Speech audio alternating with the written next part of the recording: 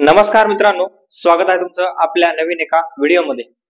मित्रांनो, आपल्याला माहित आहे पंढरपूरची वारी म्हटलं की वारकरी खेडेगावातून जातात आणि खेडेगावातून जात असल्यामुळे अगदीच त्यांना शहराकडे जाणाऱ्या रस्त्यांची किंवा या सगळ्या रस्त्यांची माहिती नसते आणि रस्ते जरी माहिती नसली तरी सुद्धा दिंडी काही एवढी छोटी नसते, भरपूर अशी मोठी असते आणि या सगळ्या दिंडी सोबत जात असताना वारकऱ्यांना मात्र कुठलीही अडचण येत नाही।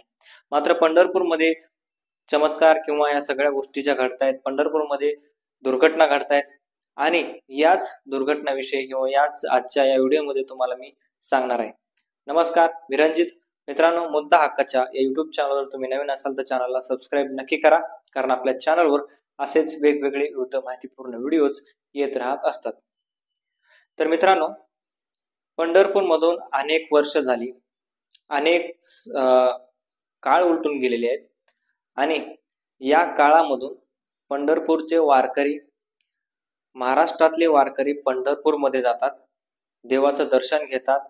टाळ गजरामध्ये जे काही देवाचं भजन आहे त्यांच्या मुखामध्ये सतत वारीच्या दिशेमध्ये किंवा वारी ज्यावेळेस चालू असते त्यावेळेस सतत असते देवाच्या नामस्मरण, म्हणजे नामस्मरण जे काही करतात लोक वारकरी ते सतत नामस्मरण करत असतात, देवाचं नामस्मरण करत असतात। त्यांना कुठलीही इच्छा नसते, कुठेही त्यांच्या मनामध्ये काही वेगळा भाव नसतो, कुठेही त्यांच्या मनामध्ये आपल्या संसारात आपलं काही चांगलं व्हावं म्हणून तिथं जात नसतात, तर फक्त एक देवाची आवड आणि देवानं जे काही केलंय आपल्यासाठी, आपल्याला जन्म दिलाय, एवढ्याच याच्यामध्ये या सगळ्या गोष्टीमधून हे वारकरी पंढरपूरमध्ये जात असतात। परंतु पंढरपूरमध्ये जर आपण जाताना पाहिलं तर वारकऱ्यांना कोणत्याही गोष्टीची कमी भासत नाही। ती असेल खाण्यापिण्याची असेल, राहण्याची असेल, कपड्यांची असेल किंवा आरोग्य विषयी, समजा कोणाला जर दुखणं फिरणं आलं तिथं, कोणाला जर तिथं काही इजा झाली तर त्या संदर्भामध्ये सुद्धा या वारीमध्ये सगळ्या काही गोष्टी उपलब्ध करून दिल्या जातात। डॉक्टर असतात, पोलीस असतात, नर्स असतात आणि टाळकरी, वारकरी, माळकरी, इनेकरी सर्व लोक तिथं असतात। वारीमध्ये ज्यावेळेस लोक जातात त्यावेळेस मात्र त्यांना संसाराचा, त्यांच्या घरादाराचा कुठलाही विचार त्यांच्या मनामध्ये नसतो आणि याचं मुख्य कारण म्हणजे पांडुरंग पंढरपुरामध्ये जो विराजमान आहे तो म्हणजे पांडुरंग देव।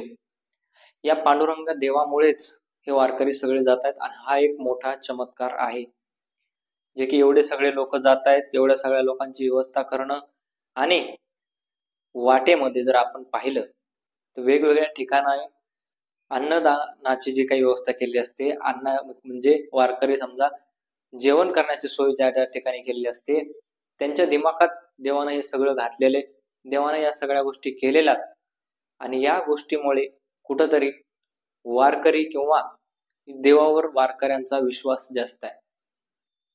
वारकऱ्याला कशाचीही कमी या गोष्टीमुळे होत नाहीये आणि महाराष्ट्रामध्ये जर आपण पाहिलं तर वारकरी खेडेगावातून जातातच, परंतु शहरातील सुद्धा वारकरी आजकाल भरपूर मोठ्या प्रमाणामध्ये जातात।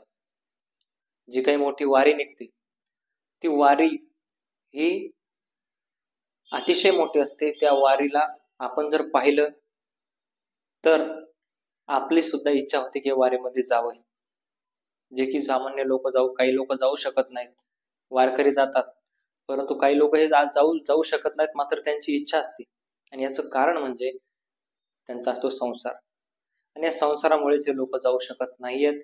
पंढरपूरमध्ये असे बरेच चमत्कार घडतायत, दुर्घटना घडतायत, ज्यामुळे या सगळ्या वारकऱ्यांचा हिशोब लागतो। सगळे वारकरी सुखरूप जातात, सुखरूप येतात, पाऊस असो, ऊन असो, वारा असो, वारकऱ्यांचं एकच लक्ष असतं, ते म्हणजे फक्त वारकरी, पंढरपूर आणि पांडुरंग।